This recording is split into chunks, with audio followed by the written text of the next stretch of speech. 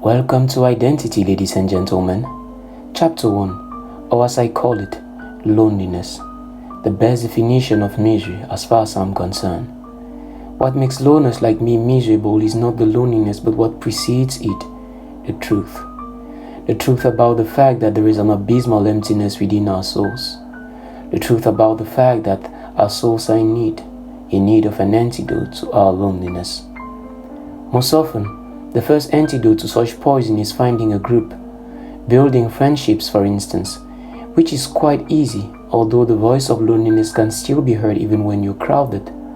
So I had to be precise in using such antidote.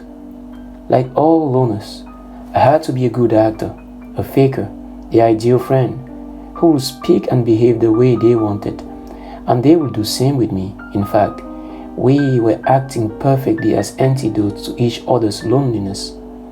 As you might have guessed, ladies and gentlemen, as a chronic loner, I wanted more of that antidote. I wanted to cure my loneliness forever. So among my fake friends, I built an intimate relationship with Maria, a relationship based on the mere gratification of our deepest desires. There was nothing such as love between us, just two individuals, passionately interested in each other. I will be the antidote to her loneliness, and she will be the antidote to my loneliness. It is also worth knowing, ladies and gentlemen, that all fakers must constantly revivify their characters. Trust me, this is not an easy task. You must give more or your partner easily gets bored of you and moves to the next faker. This was the case with Maria. With time, she had used all the characters of her box of fakeness, and I was even willing to give her some of my characters. Please don't think that I'm generous, for I did that so long as she will remain my antidote. In a world of fakers, you must be self-centered. You surround yourself with people if and only if they can fill your soul. This is the basic rule. Surprisingly, this didn't work with Maria, who was tired of lying to herself and to the rest of the world, tired of being a faker, and decided to drop her veil, accepting her identity as a sinner, her identity as a child of God, and went on to live according to the virtue of the only divine being that has ever existed on earth. How could she, Maria? How could she reject all the glory of this world to live according to a truth that might not even exist? By the way, who in the world cares about the truth?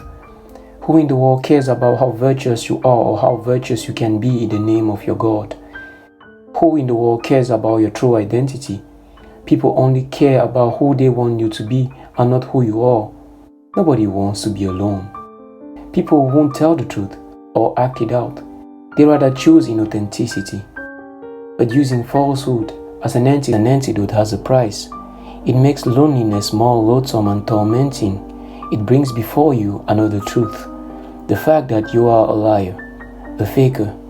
You know you can lie to the world but not to yourself. So you avoid loneliness even more. It is only in its fear that you are brought to trial with yourself.